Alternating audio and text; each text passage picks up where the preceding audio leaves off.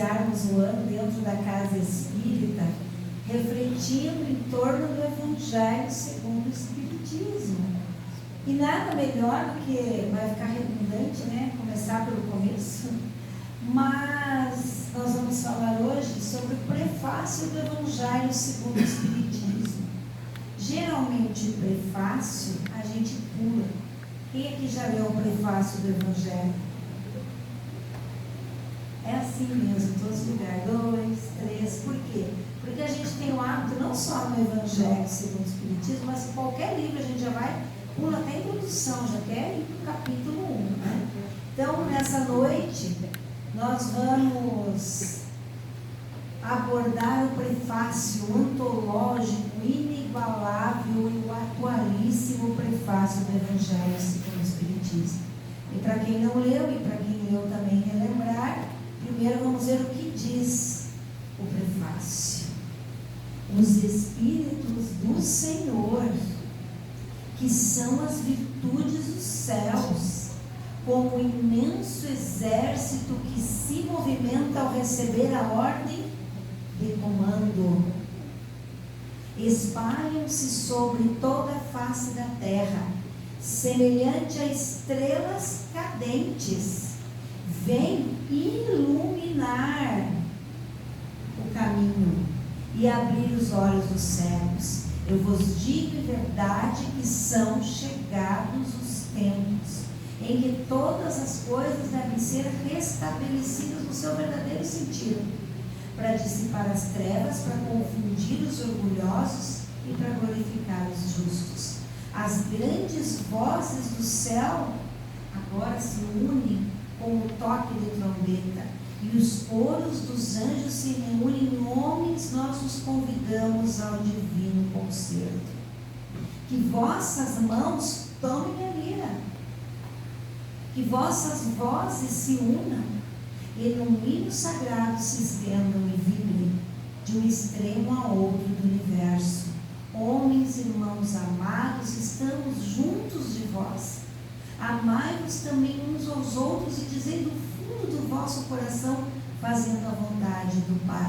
Senhor, Senhor, e podereis entrar no reino dos céus. O Espírito da verdade, o mesmo que assinou a mensagem que ela acabou de ler.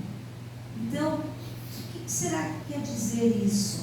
O que o Espírito verdade queria dizer para nós hoje? Então, hoje nós vamos ver como que vem se cumprindo o que predisse o Espírito verdade até os dias atuais.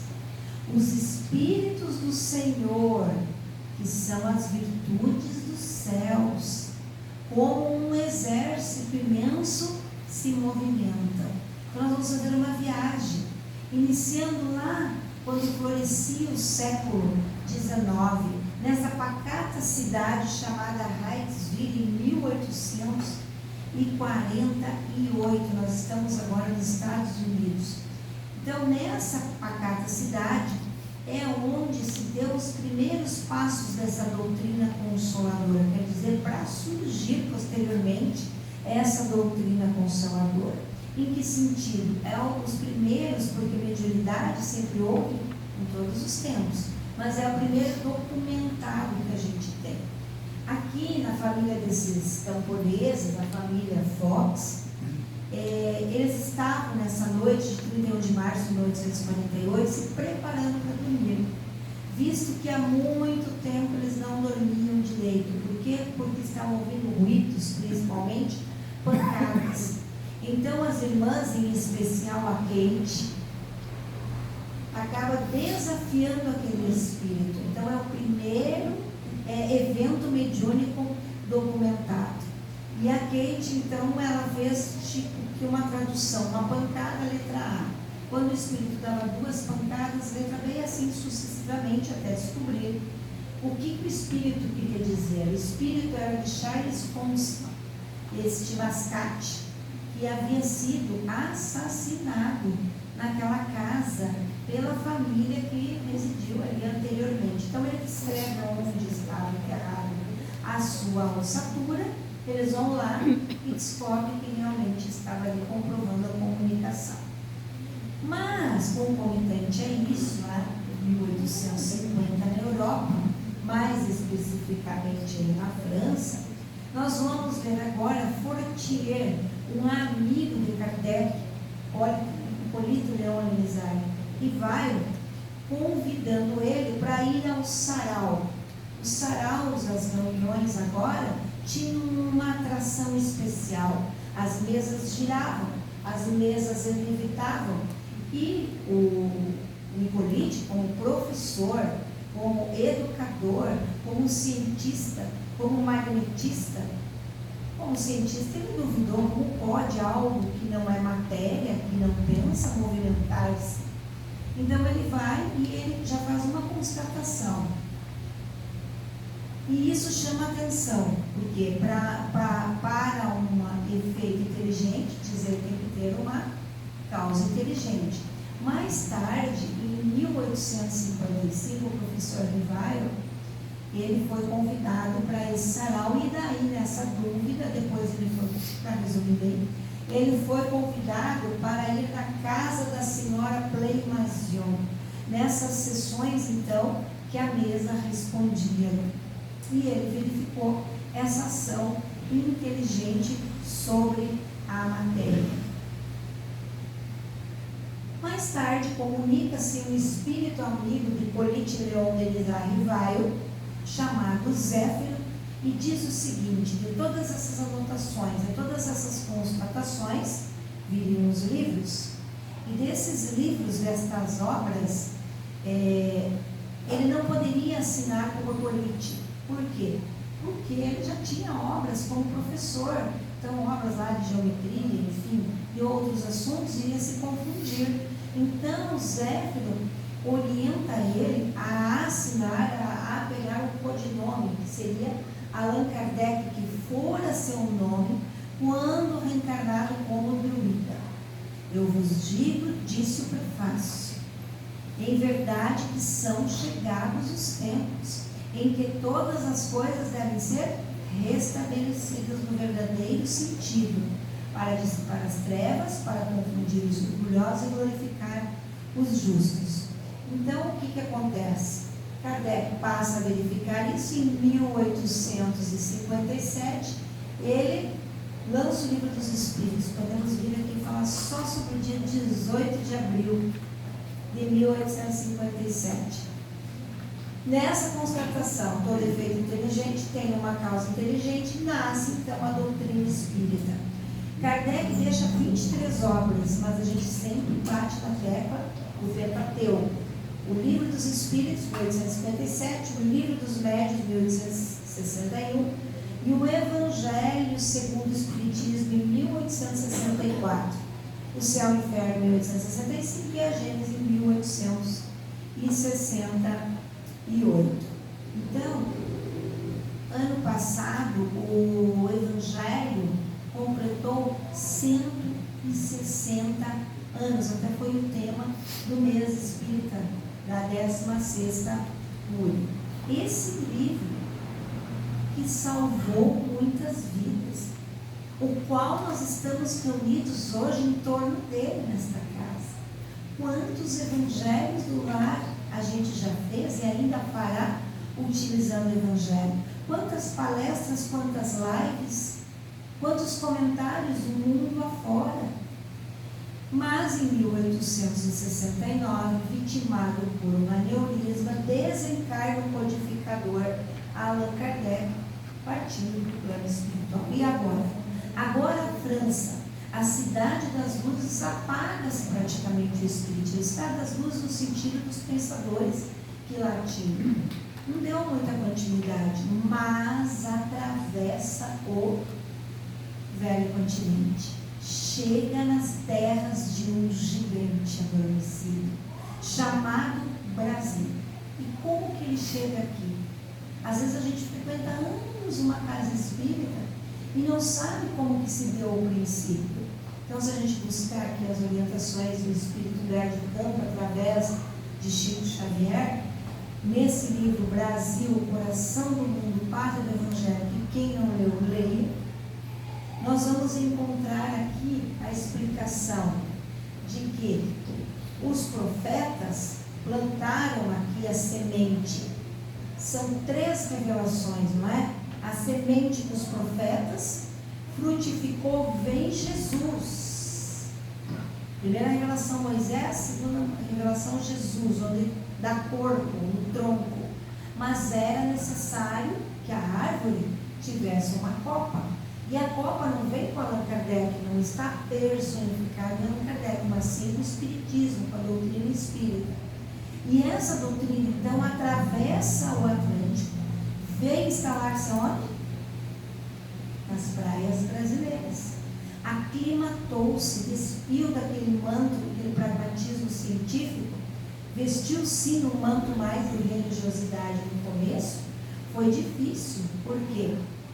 Logicamente que tinha a favor o mediunismo dos índios, do africano, a homeopatia, mas também tinha contra o quê? A Igreja Católica, os protestantes, a medicina tradicional e a lei. Então, no antológico, inigualável prefácio, nós ouvimos o quê? As grandes vozes do céu ressoam como sons de trombeta, que o cântico dos anjos se lhes associam. Homens, nós vos convidamos ao divino concerto, tomai a lira, uni as vossas vozes. Mas como que isso se deu? Então, de tempo em tempo, Jesus, o protetor do nosso planeta Terra, ele visita o orbe. E lá no século, porque tudo é um programa, não é assim, amanhã já está tudo implantado, né? Como se fosse. Século 14, Jesus agora vem e visita o planeta. E ele vem com uma pleiade de espíritos superiores. E um desses espíritos que o acompanhavam era o encarregado pelos problemas sociológicos da Terra. Jesus observa o planeta e faz algumas considerações. Ele fala o seguinte, que já realizou a humanidade algum progresso naquela época, mas que ele ainda via manchas escuras, oriunda do orgulho, da vaidade, do egoísmo humano, porque ainda, disse Jesus a esse colaborador, os homens procuram a felicidade nas riquezas, nas coisas passageiras e acabam marchando para o infortúnio. Encaminha-se essa caravana de luz para terras novas. Para onde? Para a região do Cruzeiro do Sul. Aqui Jesus roga bênçãos de Deus para as terras onde ele transplantaria a árvore do seu evangelho de piedade e de amor. Olha o que está escrito nesta obra, prestem atenção nesta imagem. Jesus com as mãos no coração. A região do Cruzeiro, onde se realizará a epopeia do meu evangelho, estará antes de tudo ligada eternamente ao meu coração. As injunções políticas terão atividade secundária, porque acima de todas as coisas, em seu solo santo e exuberantes terá o sinal da fraternidade universal, unindo todos os espíritos. Fraternidade universal. Então Jesus chama o espírito muito evoluído, Ismael, e diz o seguinte: Ismael, manda o meu coração que doravante seja o zelador dos patrimônios imortais que constituem a terra do Cruzeiro. Reúne as incansáveis falanges do infinito, que cooperam nos ideais sacrossantos da minha doutrina, e inicia, Ismael, desde já, na pátria do meu ensinamento. Para aí, transplantei a árvore da minha misericórdia. Lembra-te que estarei contigo, cumprindo os teus deveres, com os quais abrirás para a humanidade dos séculos futuros um caminho novo, mediante a sagrada revivescência do cristianismo. Então, quando alguém vem aqui fazer a abertura, fazer a prece, ou até eventualmente uma palestra, e fala que o Espiritismo é o cristianismo redivivo, está aqui, ó. É o Cristo de volta nas suas origens, como era lá no princípio. Então, Ismael é o Espírito escolhido por Jesus para o progresso e desenvolvimento do Brasil. Ele é o anjo da guarda do nosso planeta. Ele é o guia. Então, para o Brasil, quando a gente faz prece, às vezes a gente passa por um momento difícil aqui, né? A gente faz prece para quem? Para Ismael. Diante desse apelo do Cristo, que não foi só para Ismael, foi para nós também. O que nós estamos fazendo com essa grande oportunidade de reencarnar neste solo, que não somos nós, mas é o solo, que tem uma grande tarefa, vamos dizer até uma missão. Ele estava falando para Ismael, mas também para nós.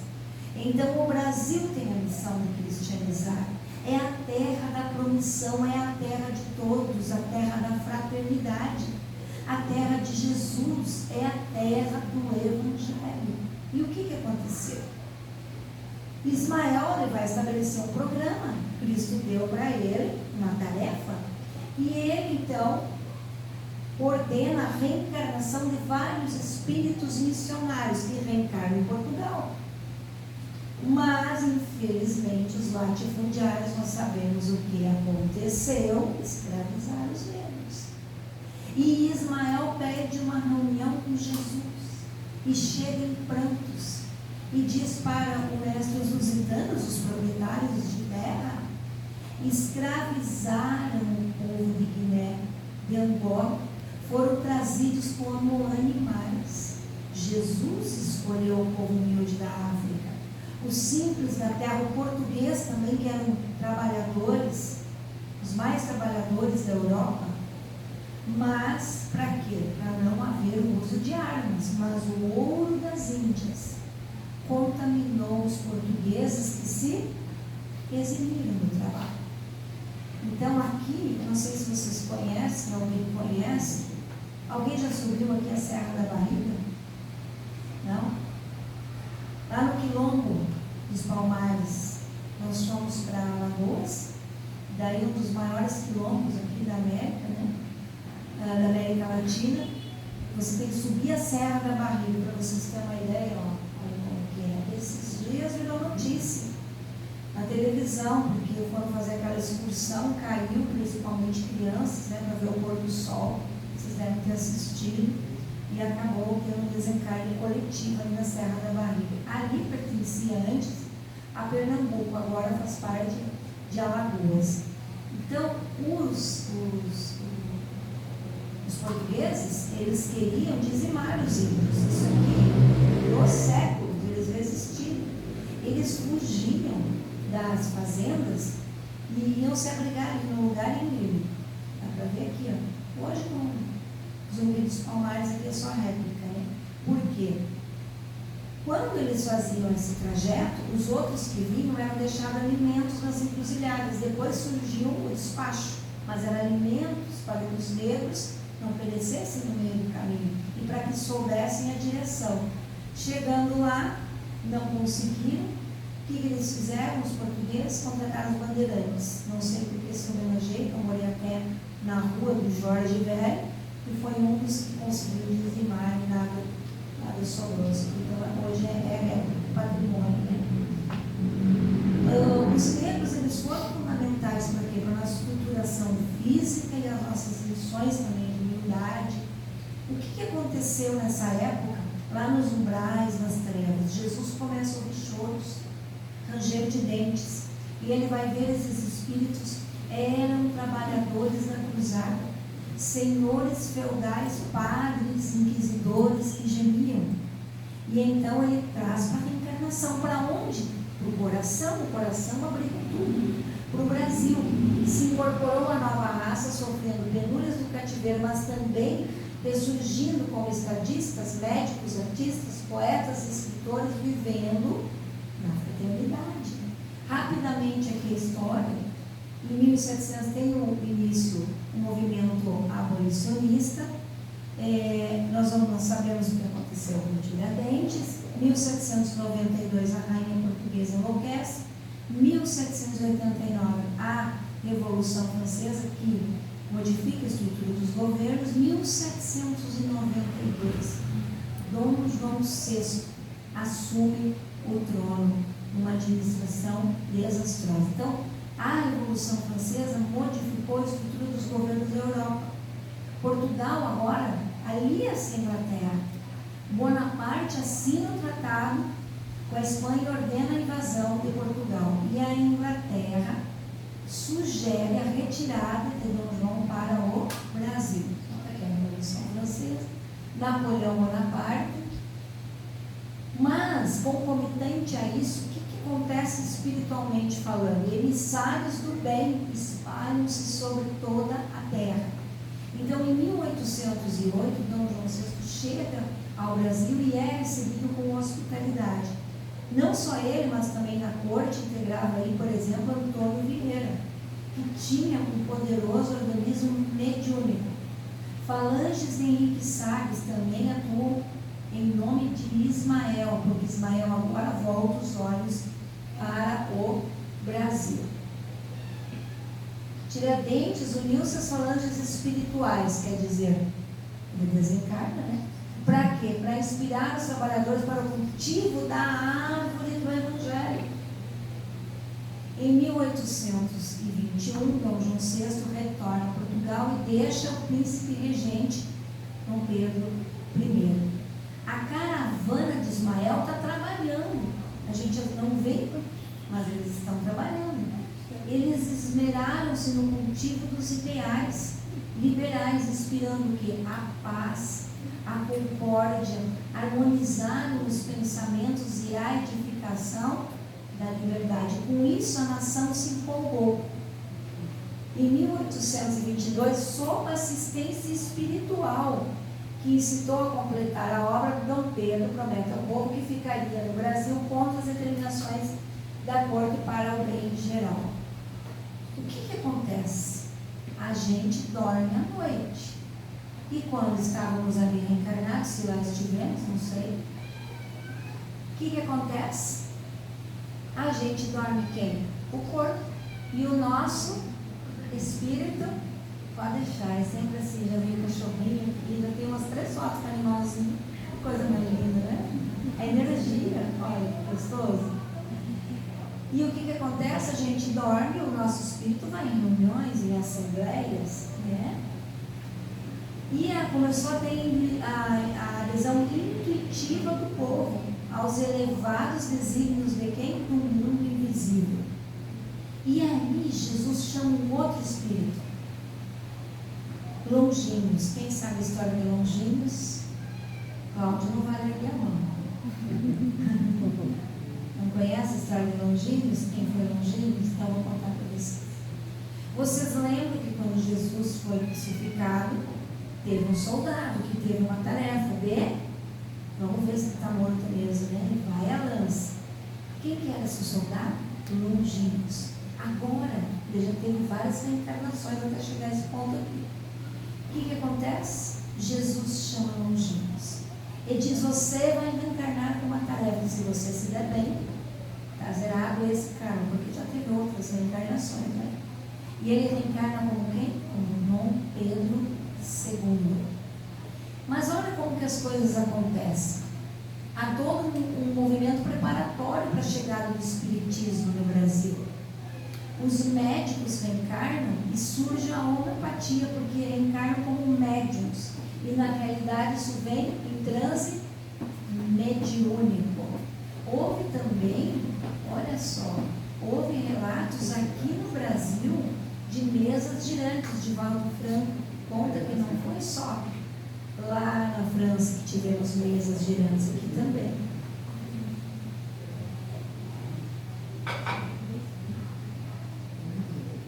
Então reencarna Kardec, mas também reencarna espíritos valorosos aqui. Todas as falanges do infinito se preparam para interessar grande número de estudiosos. Então, em 1845, veja, não tinha sido codificada a doutrina ainda, que foi 57. Em 1845, na Mata de São João, na Bahia, já haviam manifestações. Mas, enfim, em 1865, funda-se o primeiro centro espírita. Quem fundou? Luiz Teles de Menezes, né? Luiz Olímpio Teles de Menezes. E aonde que foi fundado o primeiro centro espírita? Vou tomar água para vocês falam. Pode? Oi? Primeiro centro espírita. Rio Branco. Rio? Na Bahia, em Salvador. O segundo, pertinho de Santos, ali em São Vicente. Só a título de curiosidade. Mas só vamos voltar para o prefácio. Os Espíritos do Senhor, que são as virtudes do céu, como um imenso exército que se movimenta ao receber a ordem de comando, espalham-se sobre toda a face da terra. Logicamente, não tem como projetar tantos espíritos valorosos já estiveram entre nós. Há mais de um século, uma assembleia de espíritos brilhantes, espíritos de luz, se reuniram no espaço, sob a direção de quem? De Ismael. E aí nessa reunião foi exposta a futura missão do Brasil na divulgação do Evangelho, que seria iluminado pela terceira revelação. Em dado instante, Ismael chama um espírito, ele se aproxima desse espírito e diz mais ou menos assim: descerás as lutas terrestres, com o objetivo de concentrar as energias no país do Cruzeiro, dirigindo para o alvo sagrado dos nossos esforços. Lembrem do prefácio: semelhantes a estrelas cadentes, vem iluminar o caminho e abrir os olhos dos cegos. Então reencarna na cidade de Riacho do Sangue, que hoje não existe mais, é outro nome, Jaguarapema, a 250 quilômetros de Fortaleza, no dia 29 de agosto de 1831, o espírito Bezerra de Menezes, esse apóstolo de Jesus. E as coisas vão se encaixando. Em 2 de janeiro de 1884, funda-se a Federação Espírita Brasileira, a Casa de Ismael. Bezerra, um jovem médico, não era espírita, né? Ele acaba assumindo a Federação Espírita por 2 vezes. Ele foi dirigente, médico e político de grande projeção no século XIX, eleito deputado estadual no Rio de Janeiro. É considerado pelos espíritas Kardec brasileiro. Já era considerado pelos pobres antes de ser espírita, o médico dos pobres, pelos atendimentos gratuitos que fazia. Presidiu por 2 gestões a Federação Espírita e ele desencarna em 1900. E quando ele desencarna lá no hospital, ainda me cobrando as forças, chega a mensageira de Maria Celina, chega perto de Bezerra e pede para ele vir, para ele levantar, para ele ir na janela ver quantos espíritos estavam recebendo, agradecendo, orando e entoando cânticos. E ele se diz não merecedor. Quem são? Eu não os conheço, todos aqueles que você ajudou anonimamente, provavelmente numa reunião mediúnica, numa palestra, num atendimento gratuito, enfim. E então Celina diz que Maria, por ordem de Jesus, concede a ele a graça de escolher onde ele queria morar agora nas moradas felizes. E ele nega. Ele diz: enquanto houver uma lágrima na terra, em especial no Brasil, ali eu estarei trabalhando e ajudando. Ou seja, não nos deixou, continua nos amparando. Lembrando o prefácio: os Espíritos do Senhor, que são as virtudes dos céus, como imenso exército que se movimenta ao receber a ordem do comando, espalham-se sobre toda a terra. Eu vos digo a verdade: são chegados os tempos em que todas as coisas têm de ser restabelecidas. As grandes vozes do céu ressoam com o toque da trombeta, e os coros dos anjos se reúnem. Homens, nós os convidamos ao divino conselho. Então venham encarnando esses espíritos.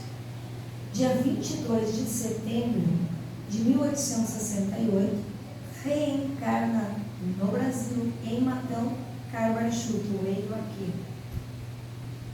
o bandeirante do Espiritismo. Aqui ele, no Centro Espírita Clarinho, tinha também o periódico, né?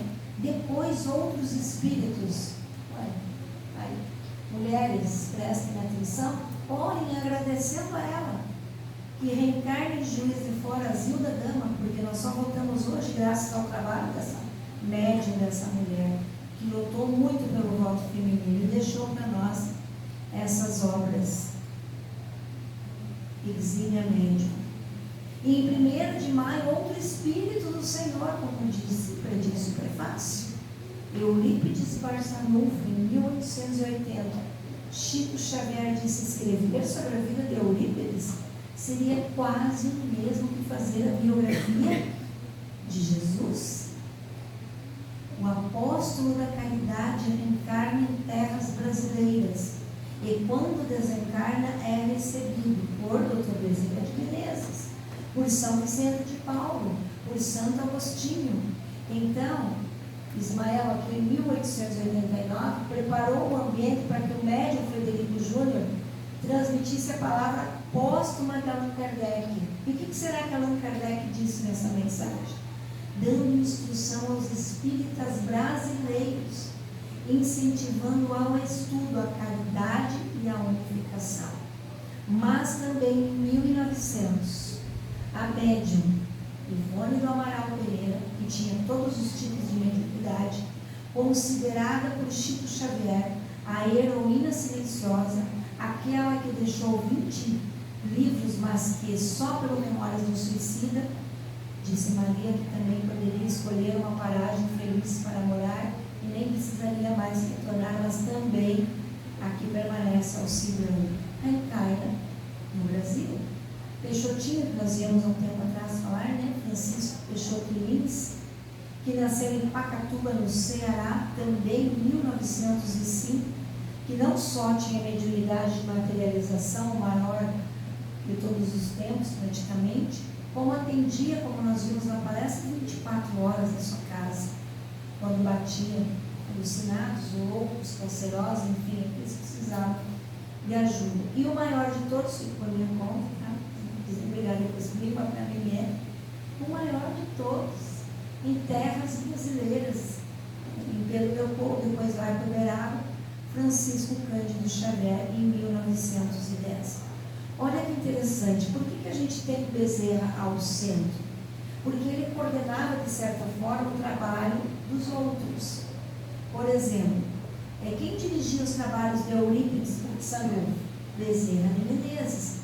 Quem dirigia os trabalhos de Ivone, inclusive Fazenda Santa Maria, um livro que ele traz pela mediunidade de Bezerra, que fora, como nós já vimos aqui numa palestra também, pai dela, lá nas noites de São Bartolomeu, quando ele foi, já naquela época, perdeu a vida em nome de Cristo. Fora pai de Ivone, está lá no livro dela mesmo, nas Voragens do Pecado. E quem dirigia a Zilda Gama? Bezerra de Menezes. E quem dirigia Chico? Emmanuel? Sim, mas Chico tinha 4 frentes, né? O livro, a caridade, o receituário mediúnico era por conta de Bezerra. E a comunicação, principalmente nas cartas dos jovens do além. Depois reencarna também em terras brasileiras, Érigo, 1918. Quem não assistiu o filme, assista. Ele tratou de 2 milhões de pessoas, 2 milhões, gratuitamente. Ainda entre nós, conferencista, né, 20 mil conferências no mundo todo, onde 71 países, 5 continentes, reencarna de Valdo Franco. Em 1927, a gente lembra do prefácio, os Espíritos do Senhor, que são as virtudes do céu como imenso exército que se movimenta. Ao receber a ordem de comando. Então, a árvore do Evangelho, semeada há 2000 anos na Palestina, eu a transplantei para o rincão de Santa Cruz.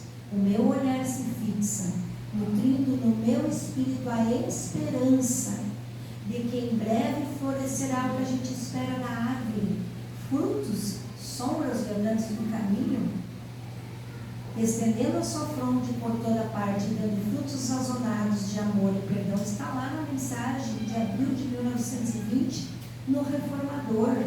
Reencarna em solo brasileiro, o Padre Amaro. Eu tenho esse livro, novamente eu não trouxe. Veio aluno pós a desencarnação de Chico, é um livro bem grosso, e ele tem, antes de contar as reencarnações de Emmanuel, as psicografias feitas pelo Chico lá na Fazenda Modelo. Era feito o culto do Evangelho, Chico psicografava, às vezes antes, às vezes no fim do Evangelho no lar. E essa mensagem é de 49. É preciso criar espírito para o gigante. Então, quando Jesus chama Ismael, ele dá para Ismael uma bandeira branca, sem nada escrito. E disse a Ismael: coloque lá a frase, as letras, a palavra que tu quiseres. Ismael, escreve em letras douradas: Deus, Cristo, amor e caridade, que é a fachada da Federação Espírita Brasileira. Então, a partir disso, nós vemos aqui na nossa terra, no solo santificado, milhares de casas espíritas. As obras de Chico, que reencarnou aqui, atravessaram o continente, espalharam-se. Muitas instituições que levam seu nome: casas da sopa, casas de assistência, como temos aqui, tem lá o Anália Franco, por exemplo, em Londrina, tem a Casa do Caminho, tem em Cambé lá o lar que agora é creche. Ou seja, os Espíritos do Senhor frutificaram. Aquela semente que foi plantada e que ficou no tronco firme dada a vinda do Cristo, teve com Kardec, com o Espiritismo colocado a copa, e agora espera-se os frutos. Que as vossas mãos tomem a lira, que vossas vozes se unem num hino sagrado e se estendem e vibrem de um extremo ao outro do universo. Lógico, não são só espíritos reencarnados no Brasil, mas a grande maioria que a gente colocou mais no a quem viemos esse tempo aqui homenagear. Então, nós somos filhos da pátria do Evangelho, chamados para a grande renovação. E para finalizar, não dá para encerrar porque o assunto é vasto, né? Mas é um poema que eu escrevi. Os Espíritos do Senhor, em constante ação, elevam a humanidade em luz e elevação. No Brasil, nação de missão singular espírita é o povo, no amor a praticar. Milhões seguem o Mestre com fé e caridade, solidários fraternos em busca da verdade, reencarnados em missão, trabalham sem cessar, inspirando ações, transformando o lugar. Caridade que aquece, consolo que transpassa, as mãos que curam e o Espírito que faz que sejamos também, como eles, a brilhar, instrumentos de luz no amor, a caminhar. E ao final desta jornada de reflexão e saber, somos gratos pela chance de aprender e crescer, pois ao trilhar o caminho que o Evangelho nos traz, construímos em amor um futuro de paz. Que a obra divina em nós floresça então, e em nossas vidas cumpra a missão. Brasil, terra bendita, segue firme na luz, com fé e gratidão. Então, em prece encerramos com a alma brilhar, na certeza de juntos o bem semear. Pela atenção de todos vocês, nós agradecemos imensamente, e que fique na nossa mente, no nosso coração, a reflexão, para que haja mudança de atitude, né? O que nós estamos fazendo com essa magna doutrina de luz nas nossas mãos, o que nós estamos fazendo com essa grande oportunidade de reencarnar num solo que tem essa grande tarefa, que a gente possa ser, continue de olho nessa grande obra. Muito obrigada pela atenção.